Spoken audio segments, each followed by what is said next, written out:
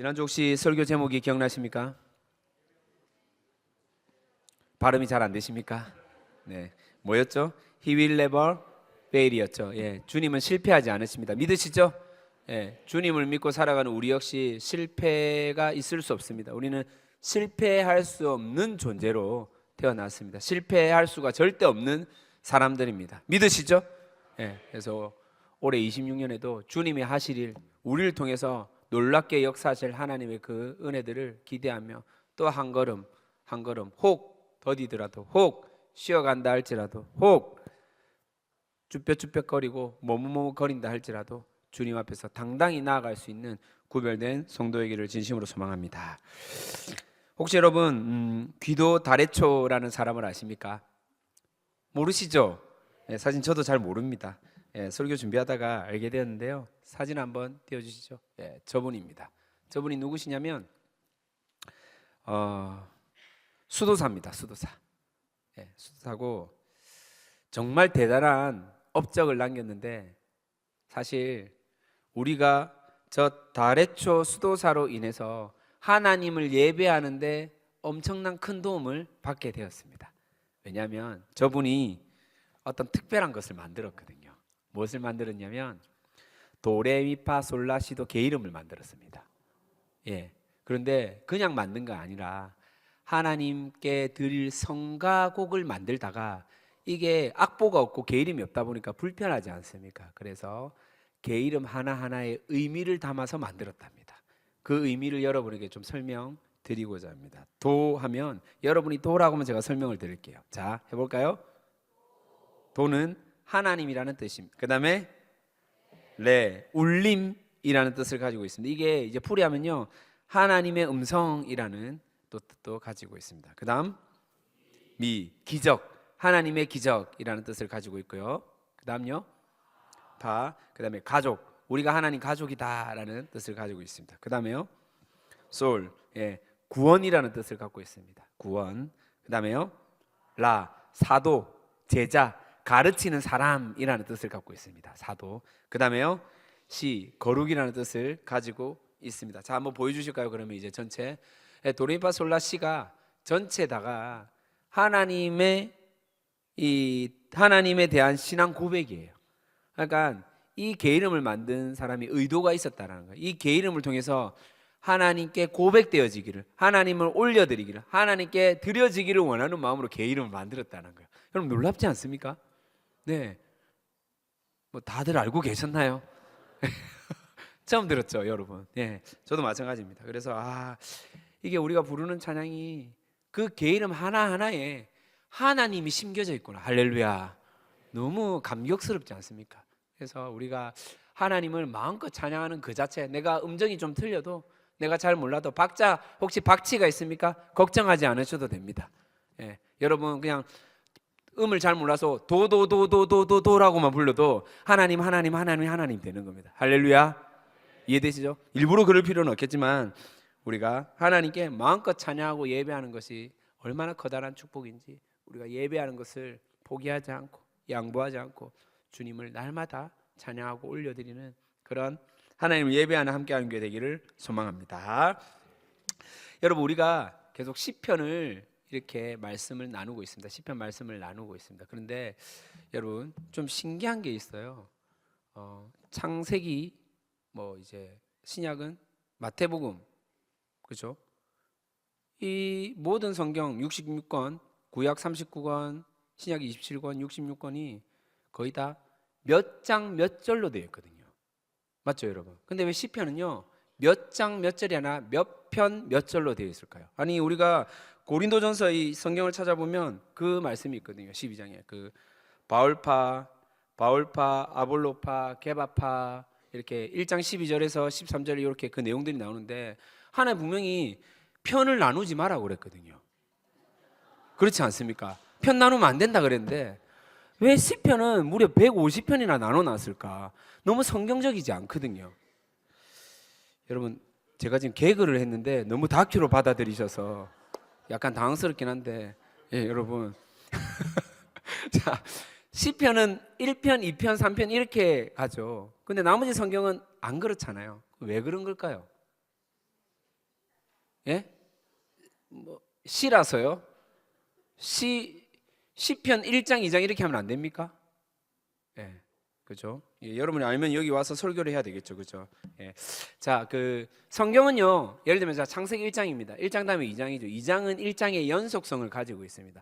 3장은 2장의 연속성을 가지고 있어요. 연결되어 있단 말이에요.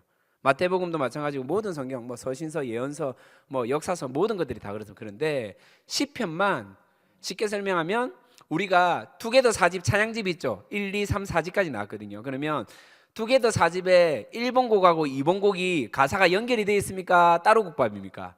따로 되어 있죠. 시편도 마찬가지예요. 찬양시이기 때문에 이게 다 따로 되어 있어요. 1편 따로, 2편 따로, 3편 따로. 그래서 편으로 되어 있다. 좀 이해가 되십니까? 네, 그래서 여기에 대해서 여러분들이 먼저 헷갈리지 않기를 바라면서 이제 오늘 본론에 들어가도록 하겠습니다. 자, 시편 62편 제목이 적혀 있네요. 1절 위에 뭐라고 적혀 있습니까? 다윗의 시. 그다음에요. 부르는 노래라고 적혀 있죠, 여러분. 자, 먼저 다윗의 시라는 말은 뭐냐면 62편을 누가 기록했다? 예, 누가 작사가다? 다윗이다라는 거예요. 다윗이 기록했다라는 뜻이고, 자, 그다음에 보니까 인도자를 따라 여두둔의 법칙에 따라 부르는 노래라고 적혀 있습니다. 여두둔. 자, 여두둔이 누구냐? 여두둔이 뭐 하는 사람이냐? 여두둔이 사람 이름입니다. 사람 이름인데 당시에 성전을 섬기는 사람들 중에서 찬양 예배를 담당하는 사람이 있었습니다. 세 사람이 있었습니다. 여두둔을 포함해서 아삽, 헤만. 여러분 시편을 찾아보면요, 아삽이 부르는 노래, 뭐 헤만이 부르는 노래라고 적혀 있습니다. 본 적 있으시죠? 빨리 이 따라 가시면 됩니다. 있으시죠? 예, 있으십니다. 있죠. 그래서 여두둔이 부르는 노래, 여두둔이 인도하는 노래. 그러니까 즉 무슨 말이냐면 오늘날 치면 어떤 지휘자, 어떤 찬양 인도자 부르는 스타일, 느낌이 있다는 말이에요. 예, 염사성 목사가 인도하는 스타일이 있고 김요한 집사가 인도하는 스타일이 있고 또 어떤 다른 인도자가 부르는 스타일이 있지 않습니까? 느낌 모르세요, 여러분? 아시죠? 예, 찬양을 담당했던 여두둔이 늘 인도한 방식으로 불러라 이런 말이에요. 그러면 여두둔이 불렀던 방식이 뭐냐? 우리가 이걸 알아야 되거든요. 여두둔은 오늘날 치면 어떤 스타일로 하나님을 예배했느냐, 찬양을 드렸느냐 찾아보니 이렇게 기록되어 있습니다. 소리를 크게 내지르지 않고 차분하게, 잠잠하게 가사 하나하나를 깊이 있게 곱씹으면서 묵상하듯, 이렇게 예배를 드렸던 사람이 여두둔, 그리고 여두둔이 이끌었던 그 예배팀, 예배를 담당하는 사람들이었습니다. 새해 첫 주일 이 예배 때 우리가 뭐 되게 화려한 어떤 웅장한 뭐 다양한 퍼포먼스가 있으면 좋겠지만 혹 그렇지 않는다 할지라도 잠잠하게 주님만을 바라보고 그분만을 의지하는 예배. 내 속에 내기의 맴도는 세상의 소리들, 사람의 소리들을 잠시 끊고 내려놓고 오직 하나님 음성에만 귀 기울이며 하나님만 바라보는 그런 예배 되기를 진심으로 소망합니다. 예, 시편 62편이 그런 의도로 이렇게 부르는 시편이다라고 여러분이 먼저 이해를 하시면 좋을 것 같고요. 자, 두 번째는 다윗의 작사가다, 다윗이 기록했다라는 거죠. 그러면 다윗이 어떤 마음, 어떤 심정으로 이 시편 62편을 기록했을까라고 여러분이 이해를 해야 되는데, 제가 지난주에 이렇게 말씀을 드렸어요. 시편이 이렇게 기록되기 위해서는 이 시편, 이 작사가가 이 시편을 기록하기 위해서 어떤 사건, 만남, 이벤트가 있었다. 그 사건을 계기로 시편이 기록되어졌다라고 설명을 드렸습니다. 기억하십니까? 그러면 시편 62편도 어떤 이벤트나 만남이 있었다라는 거죠. 자, 작사가가 누구로 했습니까? 다윗, 맞습니까? 그럼 다윗이 어떤 사건과 이벤트를 통해서 62편을 기록했는데 어떤 사건이 있었을까? 어떤 이야기가 있었을까? 어떤 심령으로 이 시편이 내어드렸을까라는 거예요. 자, 사무엘하 15장에서 18장 말씀을 배경으로 시편 62편이 지어졌습니다. 사무엘하 15장에서 18장 말씀입니다. 주요 내용이 뭐냐? 압살롬의 반역입니다. 압살롬이 누구죠, 여러분? 다윗의 아들이죠. 왕위 계승 서열로 따지면 2위였습니다. 2위. 네, 이제 이 15장에서 18장은 실제적인 압살롬의 반역에 대한 이야기인데 그 전 이야기부터 사실은 우리가 조금 이 62편을 보다 더 이해하는데 좀 도움이 될 것 같습니다. 잠시 말씀을 드리면요, 여러분 다윗에게는 자녀들이 많았죠. 특별히 이제 왕위 계성 첫 번째 이제 자녀가 누구냐면 암논이었습니다. 암논이었고 좀 전에 말씀드렸다시피 이제 두 번째로 압살롬이었습니다. 압살롬에게는 친여동생이 있었어요. 친여동생 다말이 있었는데 이복 오빠인 암논이 이 다말을 사모하게 되었습니다. 서로 배가 다르다는 거예요. 그런데 그냥 진심으로 좋아하고 사모한 게 아니라 그냥 이 육적인 어떤 관계를 원했던 것 같습니다. 그리고 결국은요, 이 다말을 암논이 겁탈하게 됩니다. 다말의 친오빠였던 압살롬이 너무 화가 난 거예요. 분노한 거죠. 그래서 어떻게 하면 이 암논에게 복수를 행할까 하다가 수년에 걸쳐서 계획을 짜고 결국은 암논을 살인하게 됩니다. 예, 죽여버리게 된다는 거죠. 이 사실을 알게 된 다윗은요, 이 압살롬을 귀양살이 보내고, 물론 이제 수년이 지나서 다시 압살롬을 부르지만은 만나거나 교류하지 않게 됩니다. 예. 이 압살롬은요, 너무 또 마음이 무너지고 속상해져서 결국은요, 많은 사람들의 환심을 사기 시작하고 쿠데타를 일으키기 시작했습니다. 결국은 다윗은요, 쫓기는 인생이 되었다는 거죠. 여러분 지금 잘 생각하셔야 돼요. 잘 보십시다. 다윗의 입장에서는요, 지금 어떤 상황이냐면 내가 낳은 자녀가 내 아들을 죽였어요. 이해가 됩니까? 예. 내가 낳은 아들이 내 딸을 겁탈했어요. 내가 낳은 아들이 반역을 해서 내가 지금 쫓김을 당하고 있어요. 예. 이게 다윗의 현 상황입니다. 물론 다윗은 가장 큰 실수를 했죠. 처음부터 이 암논이 자기의 딸을 겁탈했을 때, 이복 누이를 겁탈했을 때 죄에 대한 값을 치르게 해야 되는데 다윗은 그러지 않았거든요. 압살롬이 암논을 죽였을 때 형제끼리 피를 흘렸지 않습니까? 죄의 값을 치르게 해야 되는데 다윗은 그냥 넘어가 버렸다는 겁니다. 예. 물론 그런 근본적인 문제가 있지만은 우리는 지금 다윗의 어떤 마음 상태에 대해서 지금 한번 깊이 있게 다뤄보자는 겁니다. 인생을 살아갈 때 이보다 더할 수는 없다라고 여겨지는 경우가 있습니다. 이런 거죠. 사업을 했는데 이제 시작을 했는데 너무 잘 안 된 거예요. 알고 보니 문제를 발견해서 내가 여기에 계약을 못해서 그래. 그래서 그 다음에 정말 열심히 준비를 해가지고 계약을 했는데 그 계약을 해서 성공할 줄 알았는데 오히려 그 계약을 함으로 말미암아 더 실패를 맛보게 되는 거예요. 너무 신기하죠.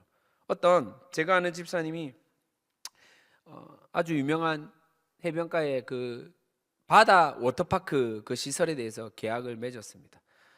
그 전년도 그 전전년도에는 계속 하고 싶었는데 안 돼가지고 계속 사업이 잘 안 되다가 드디어 올해 본인에게 계약이 떨어진 거예요. 근데 그에 태풍이 몰아쳐가지고 완전히 쫄딱 망해버렸습니다. 어떤 생각이 듭니까? 내가 그토록 바랬는데 이 계약만 되면 된다고 생각했는데 오히려 더 안 된 거죠. 예.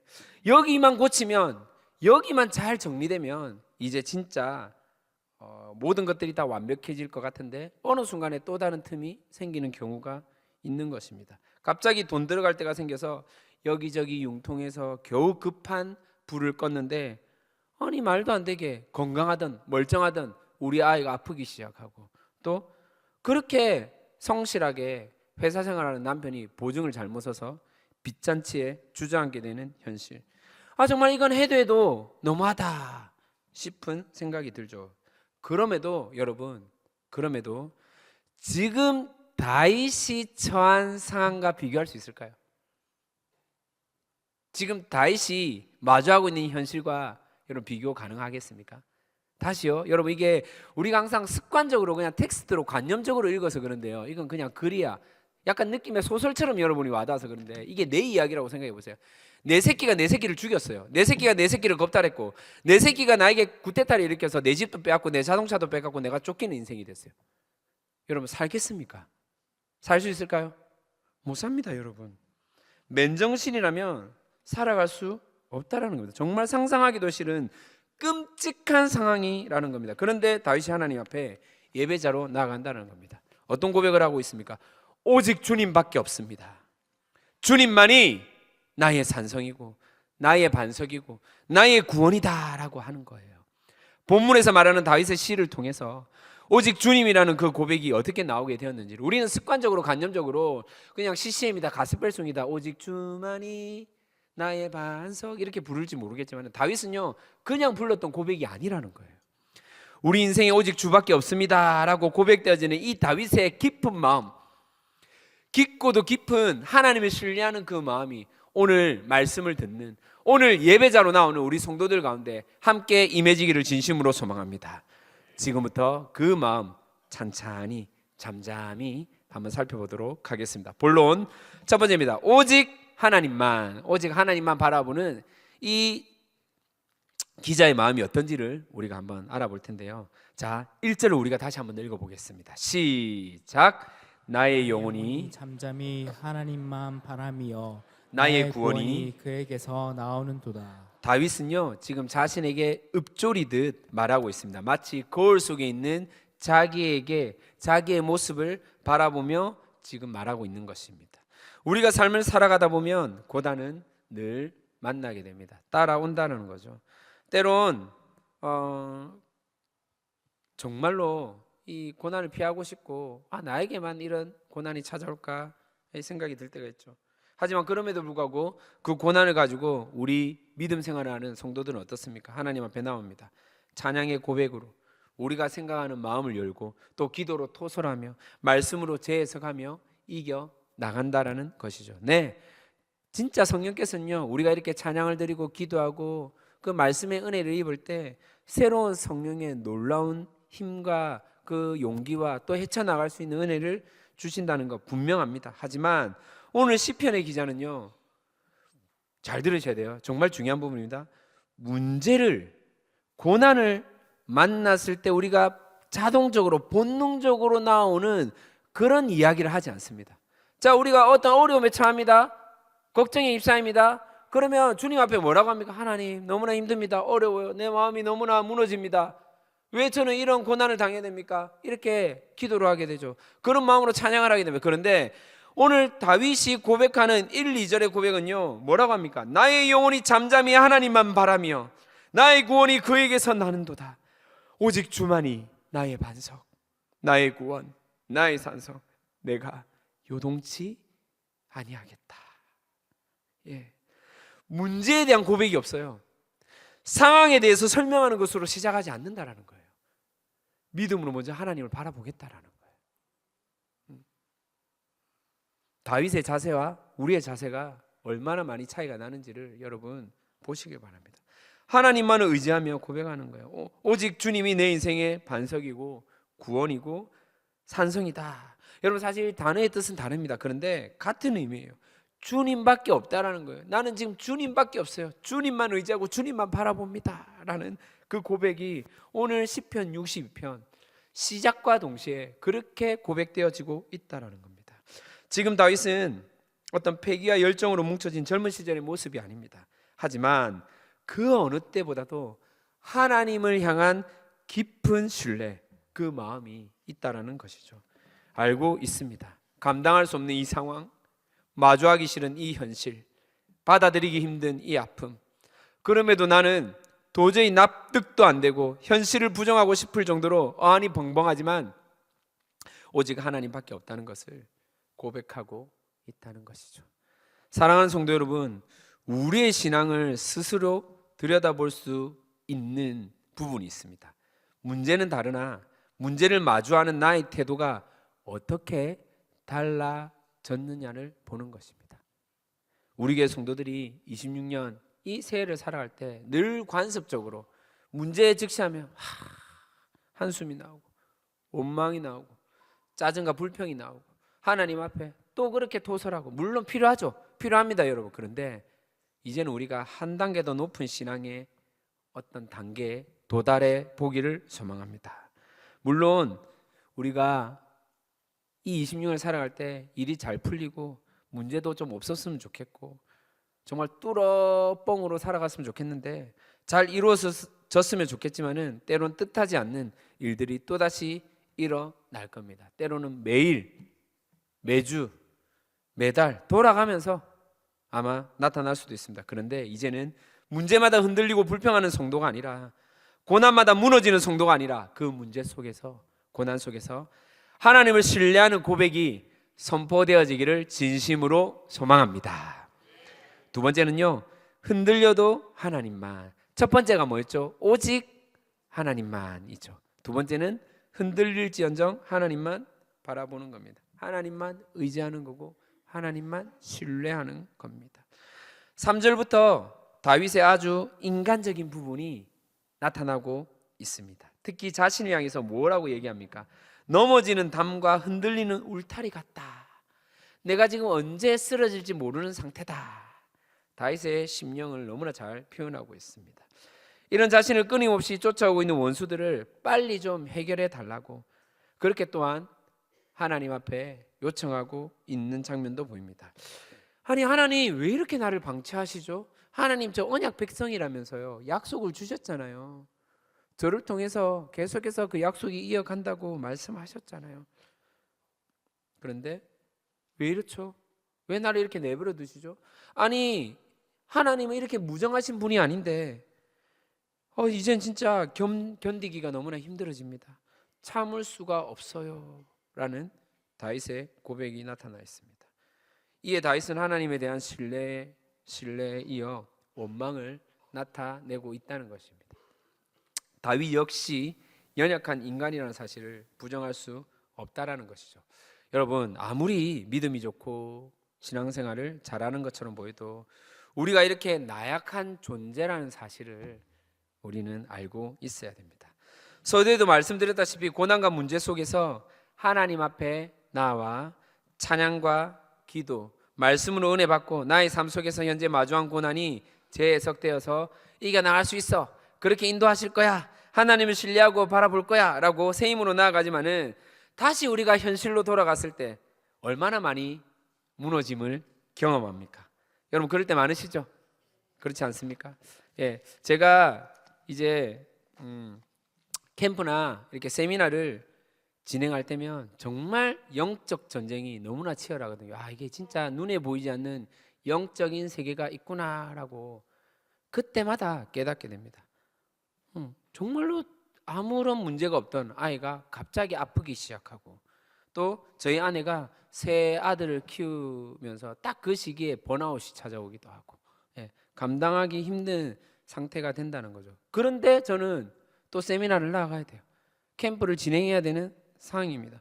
믿음으로 하나님께 기도하는 거예요. 아니, 하나님 그런 분이 아닐 거야. 하나님 분명히 해결해 주실 거야.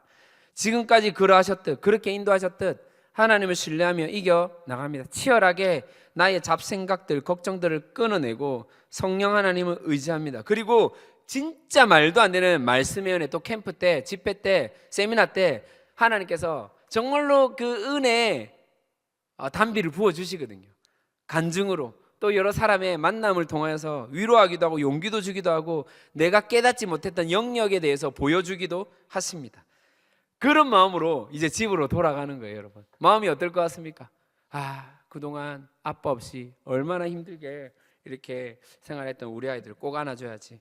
아내에게 내가 집회 때, 세미나 때, 캠프 때 홀로 아이들을 키우고 혼자 집안 이렇게 살림살이 끌어가는데 얼마나 힘들었을까. 그래, 내가 받았던 그 은혜를 함께 나누면서 용기도 주고 위로해야지 라고 생각을 하면서 집에 딱 들어섭니다. 여러분, 어떨 것 같습니까?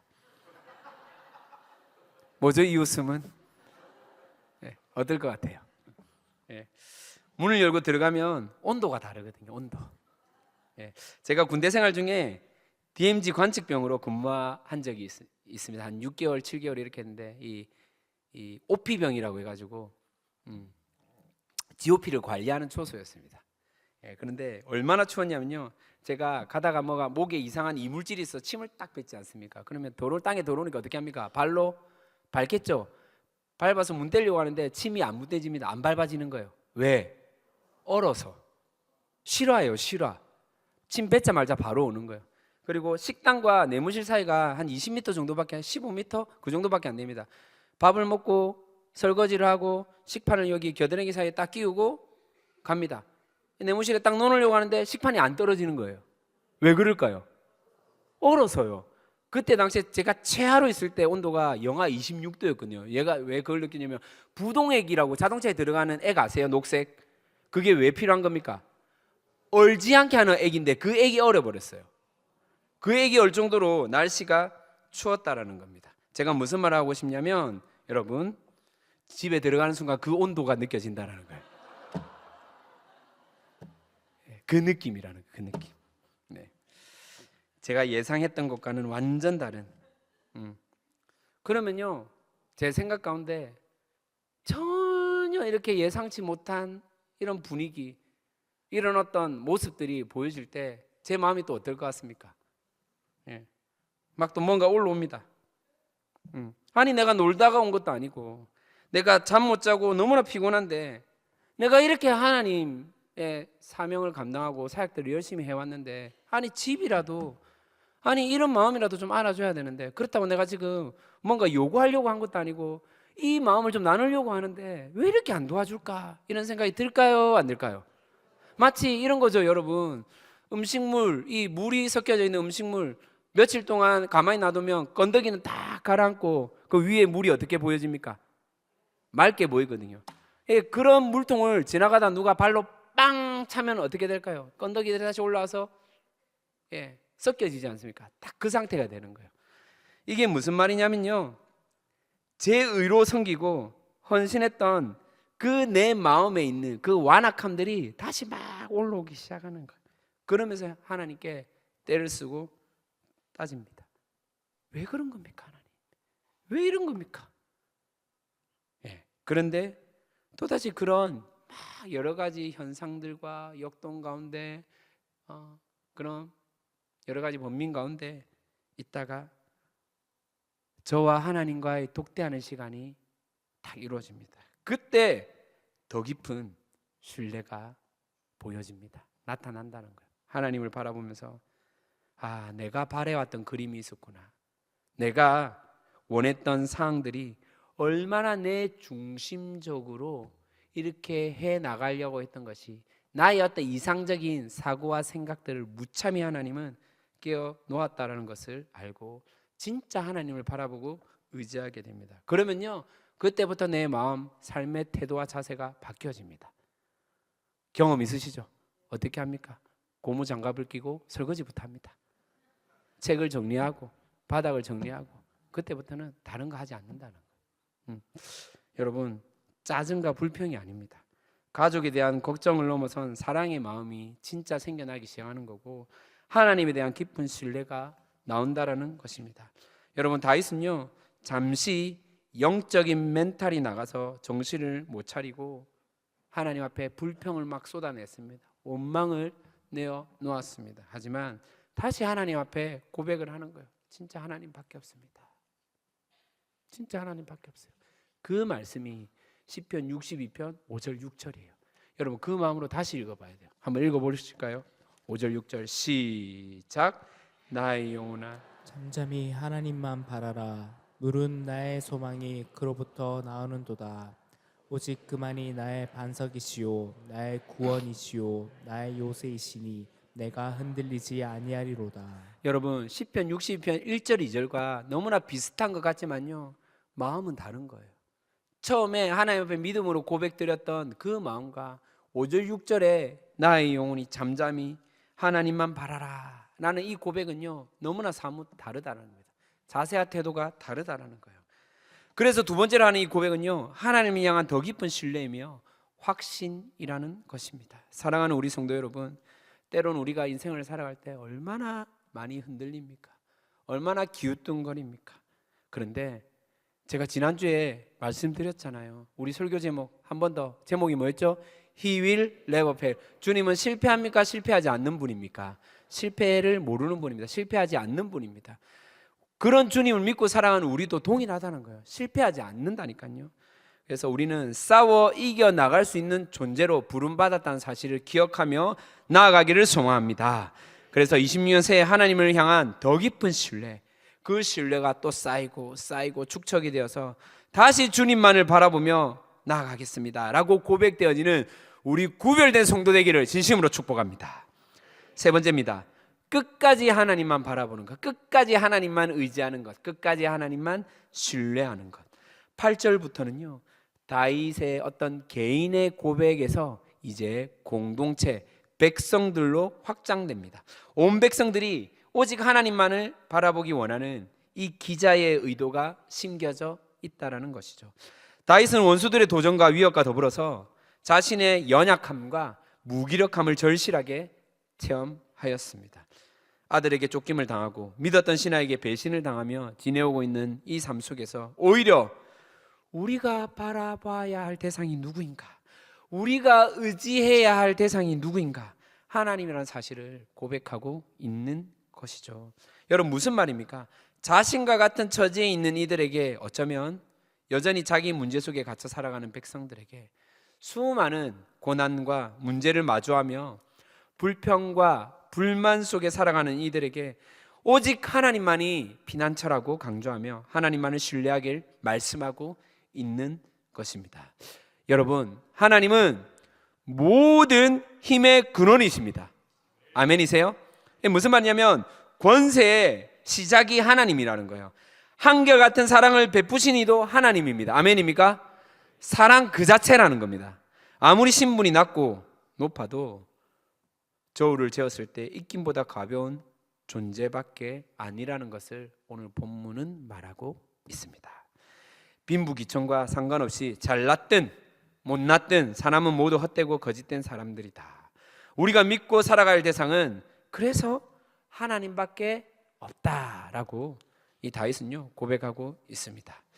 여러분, 그래서요 우리는요 인생을 살아갈 때 우리의 힘을 빼고 살아야 합니다. 무엇을 빼야 한다고요? 여러분, 힘 빼기가 쉬울까요? 어려울까요? 어렵습니다. 너무너무 힘듭니다. 내가 힘을 뺀다고 뺐는데도 불구하고 여전히 내 안에 힘이 있거든요. 빼기가 쉽지 않아요. 흔히 여러분 수영을 할 때, 수영을 배울 때 강사들이 가장 많이 하는 말이 뭔지 아세요? 몸에 힘 빼세요. 몸에 힘 빼세요란 말을 진짜 많이 합니다. 제가 아이들을 수영을 이제 가르친 적이 몇 번 있었는데 몸에 힘을 빼, 몸에 힘을 빼. 그럼 아이들이 뭐라고 하냐면 힘 뺐어요. 힘 뺐어요. 근데 아이들이 뺀 게 어깨에 힘을 빼요. 어깨는 힘을 줘야 되거든요. 그래야 이 물을 잡고 당겨서 숭 가야 되는데 몸은 힘을 가득 주고 어깨는 힘을 빼가지고 오히려 몸이 가라앉는.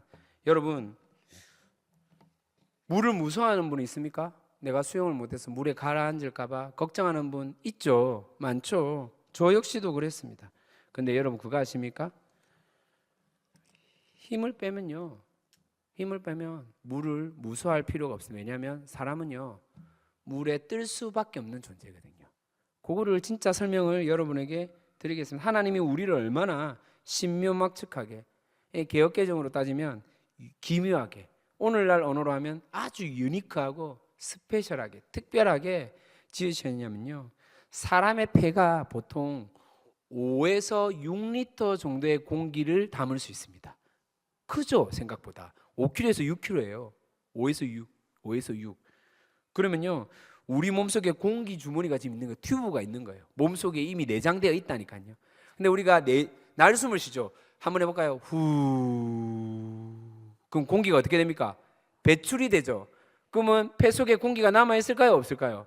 없다라고 생각하는데요, 여러분 아무리 여러분이 길게 후 해도 이미 폐 속에는요 2리터의 공기가 남아있습니다.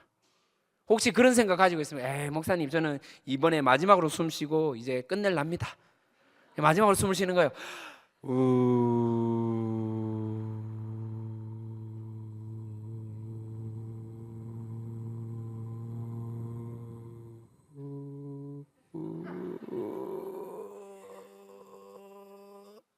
이렇게 숨을 다 쉬었어. 그럼 폐에 공기가 없을까요? 그래도 1리터가 남아있어요. 최소한의 공기가 1리터가 남아있다니까요. 신기하지 않습니까? 근데 여러분 폐에 2에서 3리터만 있으면 사람은 물에 떠있게 된 존재입니다. 신기하게 지으셨죠. 하나님 진짜 우리를 신묘막측하게 지으셨다니까요. 네. 근데 우리는 왜 가라앉는 줄 아세요? 힘이 들어가거든요. 힘이 들어가다 보니까 물에 가라앉는 거예요. 여러분, 아무리 튜브가 있어도 내가 힘주고 눌리면 어떻게 됩니까? 물 속에 넣게 되죠.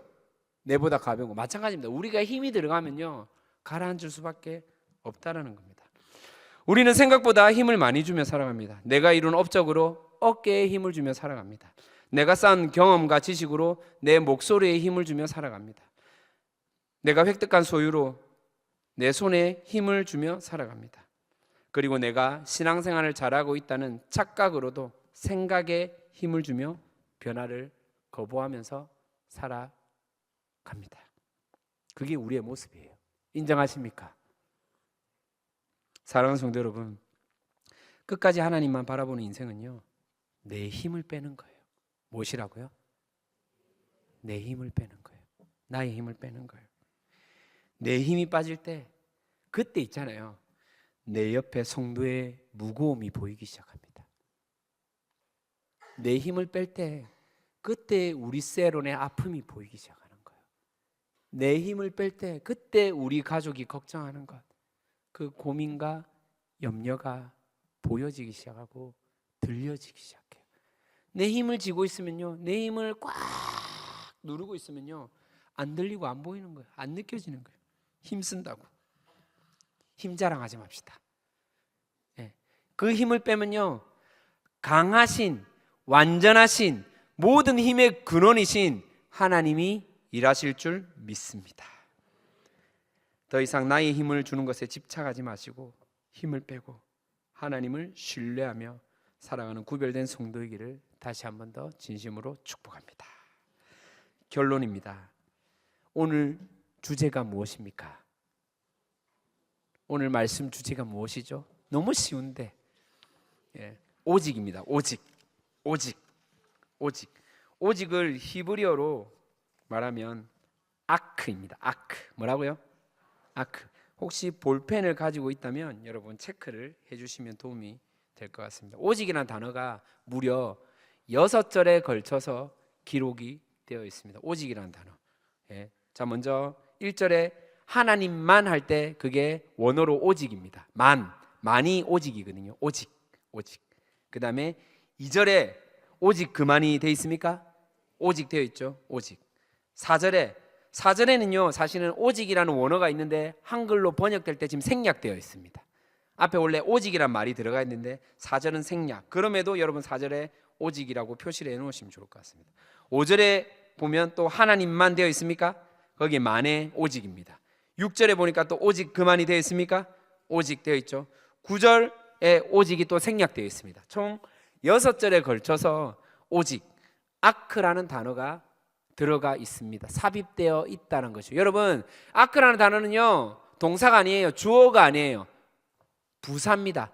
어떤 단어를 강조하거나 꾸며주는 역할입니다. 무슨 말입니까? 오직 하나님만, 오직 주님만, 이 하나님을 더욱더 강조하는 거예요. 그게 아크입니다. 26년을 맞이하는 시점에서 여러분 목표한 것들이 있습니까? 내가 올해는 이런 좀 것들을 한번 이루겠다. 이번에 좀 살 좀 빼리라. 이번에 사업을 이렇게 확장하리라. 아니면 어디 내가 좀 자격증을 한번 따야 되겠다. 아니면 남들은 다 무슨 똥 가방 있는데 나 이번에는 목표가 적금 깨서 무슨 똥 가방 하나 사야 되겠다. 여러분 이런 목표가 있지 않습니까? 근데 실제로 여러분이 추구하는 그 목표 1위, 2위, 3위 안에 하나님이 있습니까? 하나님이 있냐는 겁니다. 저는 우리 성도들에게 진심으로 강력하게 요청드립니다.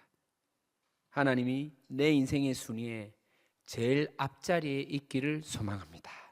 오직 하나님만 바라는 삶이 26년도를 살아갈 때 가장 복된 삶인 줄 믿습니다.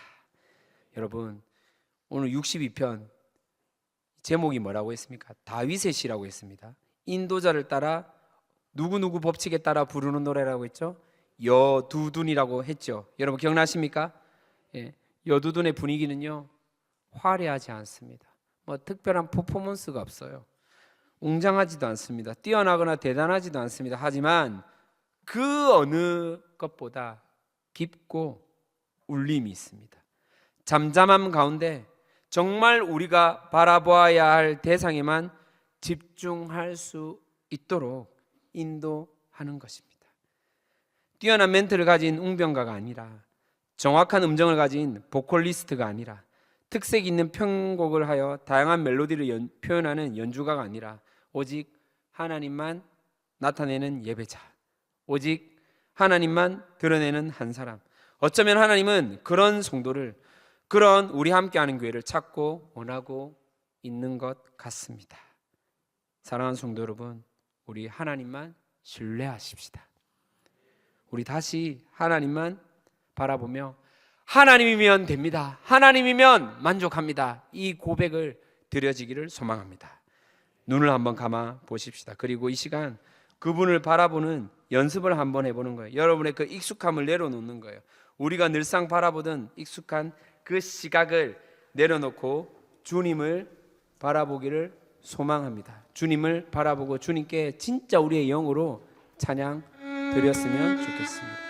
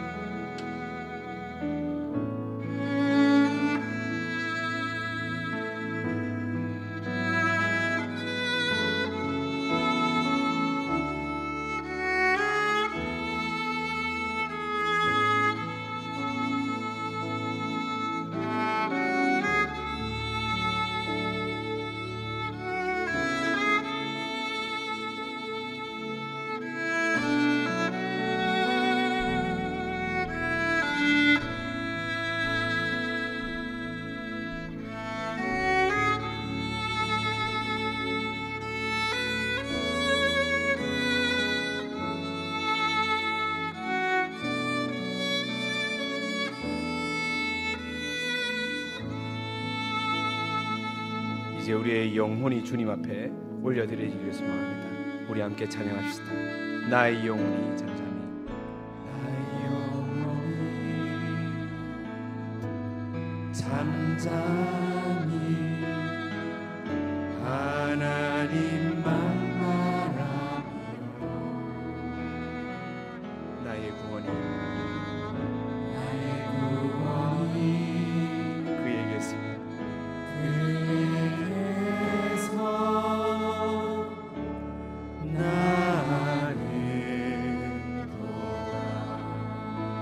나의 영혼아 잠잠히, 나의 영혼아 잠잠히 하나님만 바라라. 나의 소망이, 나의 소망이 저에게서 나는 도다.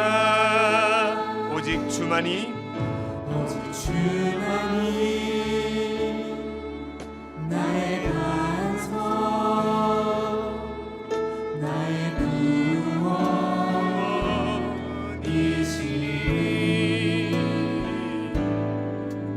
오직 주만이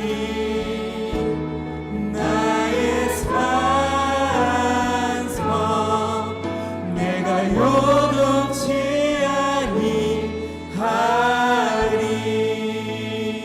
나의 영혼이, 나의 영혼이 간절히 여호와를 갈망합니다.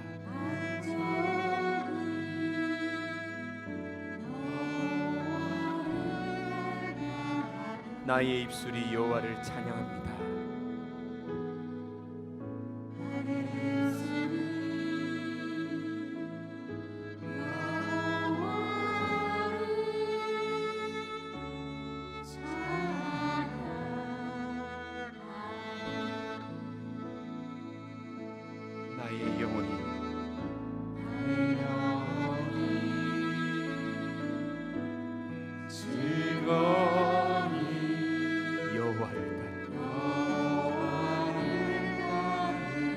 이게 우리의 고백입니다.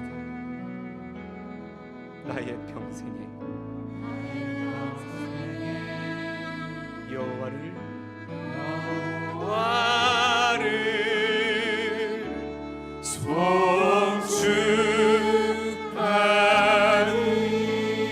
송축하니 오직 주만이 나의 반석 나의 구원이시니 오직 주만이 나의 산성 내가 요동치 아니하리 오직 주만이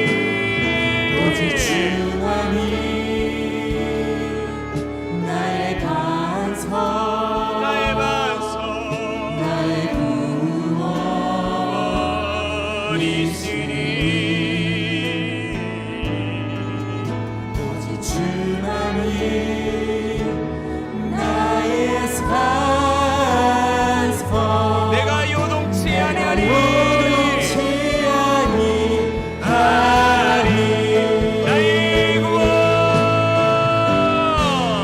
나의 구원 나의 영광 하나님께 있으니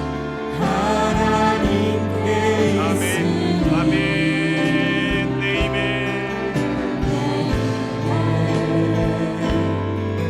반석과 피난처 되시네 오직 주만이 나의 반석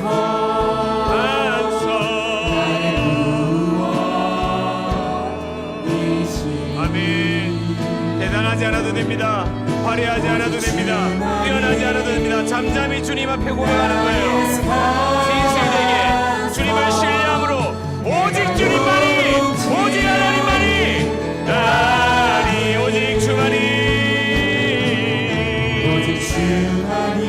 나의 반석 나의 반석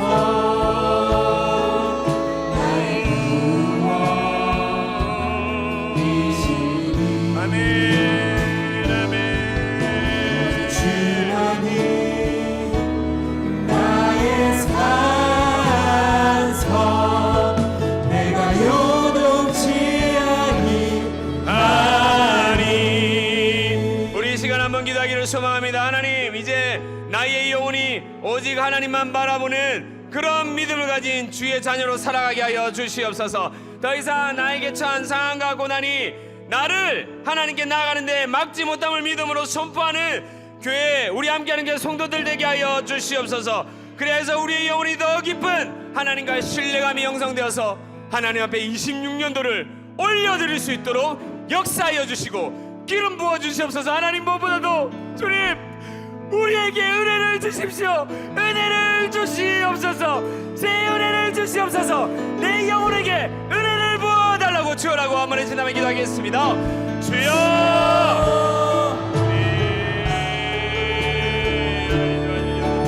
하나님 우리 가운데 우리의 영혼이 하나님을 바라보는 그 은혜가 있기를 원합니다. 우리의 영혼이 하나님을 신뢰하는 은혜가 있기를 원합니다. 우리의 영혼이 하나님을 의지하는 은혜가 있기를 원합니다. 나의 피난처 나의 요새 나의 구원 나의 반석 나의 산성으로 고백되어지는 이 하나님을 바라보는 것을 멈추지 않게 하여 주시옵소서. 사랑하는 성도들 환우들 하나님의 모든 영혼들 가운데 찾아가셔서 새 힘을 주시고 믿음을 주시고 배타나가시는 지혜를 주시네. 오 하나님 그렇지 않는다 할지라도 하나님 원망하지 하나님 결심하지 않게 하여 주시옵소서. 하나님 결코 우리를 막론하지 않은 분임을 고백합니다. 하나님 우리를 내버려두지 않는 분임을 내가 요동치 그렇게 오직 주님만을 바라보고 나의 영혼이 하나님만 바라보고 살아갈 때 이제 내 영혼 깊은 그곳에서 다윗과 같이 그 깊고 깊은 마음에서 하나님을 신뢰하는 그 고백이 울려날 줄 믿습니다. 우리도 그 고백 주님 앞에 올려드리십시다. 내 영혼의 그 깊은 데서 맑은 가락이 울려나네.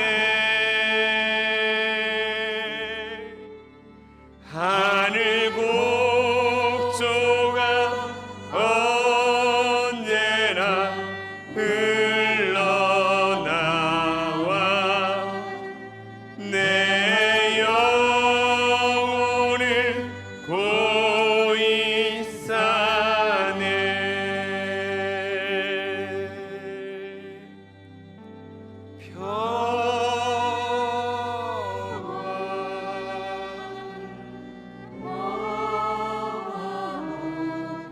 하늘 위에서 아멘.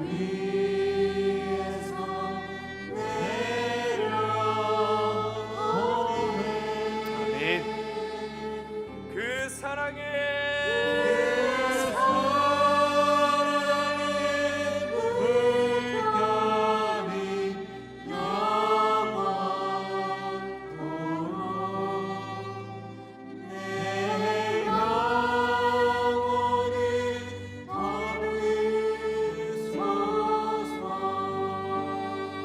내 맘속에 솟아난 내 맘속에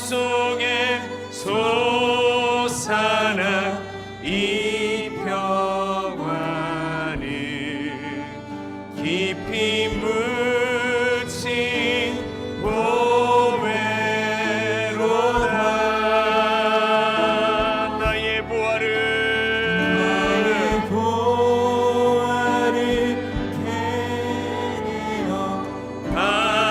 가져갈 자 그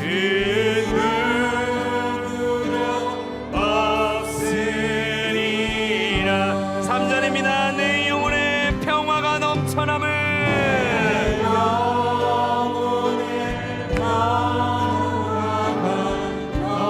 우리가 그런 존재예요. 주님의 축복을 받은 존재예요. 우리가 복의 근원이에요. 받음이라네. 내가 밤낮으로 주님을 묵상하고 동행합니다.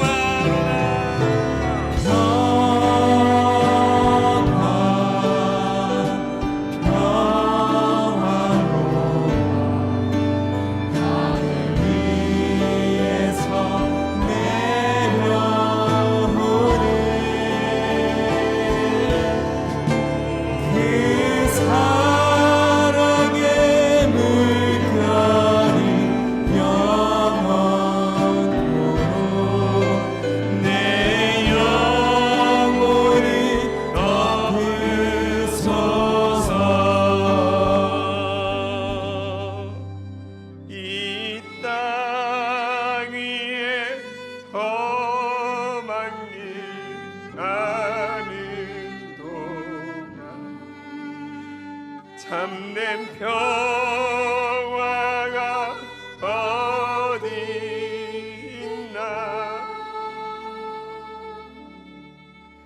우리 모두 다 예수를 친구 삼아 평화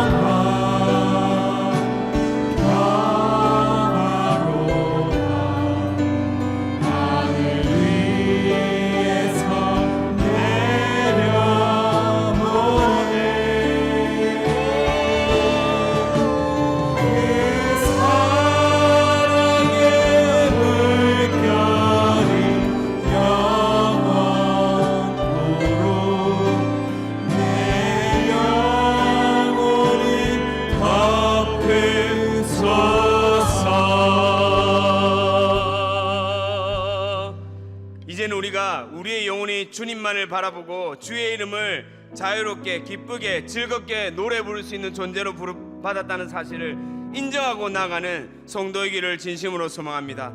우리 그런 마음으로 무임으로 결단하며 고백하십니다.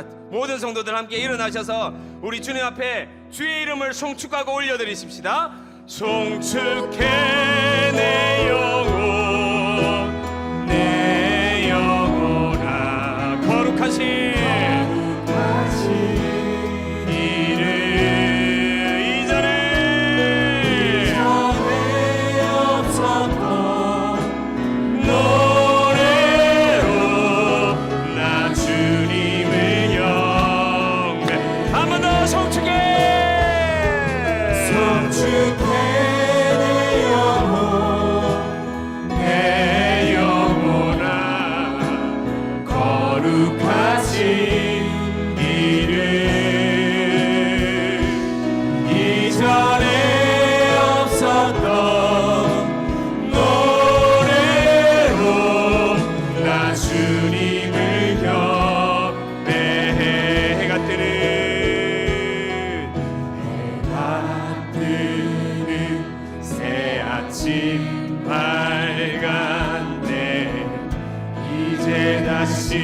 주님 찬양 무슨 일이나 어떤 일이 내게 놓여도 저녁이 올 때 나는 노래해 아멘. 송축해 송축해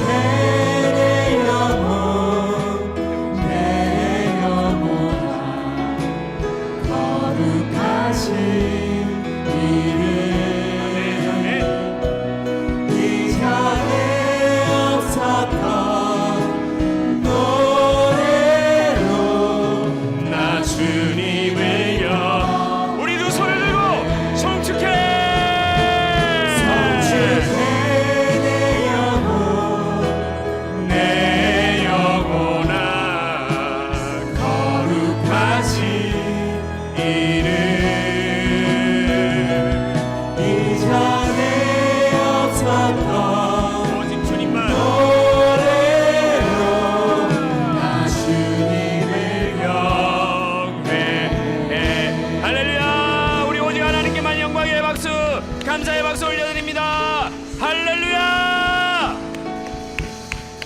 자리에 앉겠습니다. 하나님 아버지 감사합니다. 진짜 하나님만 바라보는 우리 함께하는 게 성도들 그렇게 부르셔서 싸우니 주님 끝까지 인도하여 주시옵소서. 때로는 우리가 마주하는 현실이 너무나 감당하기 힘들고 피하고 싶고 나의 힘으로 나의 경험으로 나의 지식으로 될 수 있을 거라 생각했는데 그 모든 것들이 무너졌을 때 하나님이 살아계신가? 너무 원망스럽기도 하고 실망스러울 때가 참 많이 있었습니다. 그런데 이제는 하나님 그런 상황과 환경에 일일비하는 성도가 아니라 다시 하나님 바라보는 오직 주님만을 바라보며 주님 앞에 이 다윗의 깊은 신뢰감이 우리 가운데 생겨나 주의 이름을 찬양하고 노래할 수 있도록 선하게 인도하여 주시옵소서. 그런 마음으로 주님 앞에 예배를 구별하여서 드립니다. 시간을 구별하여서 드립니다. 물질을 구별하여서 드립니다. 주님 사실 드릴 수 없는 상황인데도 믿음으로 나와 드리는 건강을 드리고 물질을 드리고 시간을 드리는 성도들 주님 도와주십시오. 원래 주님께서 우리를 부르신 그 목적 창조하셨던 그 모습 그대로 주님 회복시켜 주시옵소서. 우리 성도들 한 사람 한 사람 그렇게 새 각오와 새 믿음으로 결단하며 나왔습니다. 26년도 오직 하나님 바라보고 한 걸음 한 걸음 그 발을 내디딜 때마다 때로는 뒤에서 쓰담쓰담 해주시고 격려해 주시고 손잡아 주시고 때로는 다그쳐 주시고 하나님 끝까지 동행하여 주시옵소서. 그렇게 하실 주님을 찬양합니다. 믿고 감사드리며 예수님의 이름으로 기도합니다. 아멘. 아멘. 지금은 우리 주 예수 그리스도의 은혜와 하나님 아버지의 끝없는 사랑과 성령님의 감화 교통하심이 오직 하나님만 바라보기로 결단하며 그 주님만을 바라며 소망 가운데 살아가기로 믿음으로 고백하는 우리 함께하는 교회 성도들 한 사람 한 사람 머리 위에, 특별히 마음과 육신의 아픔과 고통 가운데 있는 그 환우들, 그 심령과 머리 위에, 그리고 그 모든 가정과 그 직장과 학교와 공동체 위에, 우리 교회에서 드려지는 모든 셀 모임과 모든 소그룹과 훈련과 모든 모임 가운데 지금으로부터 영원히 함께 있을지어다. 아멘.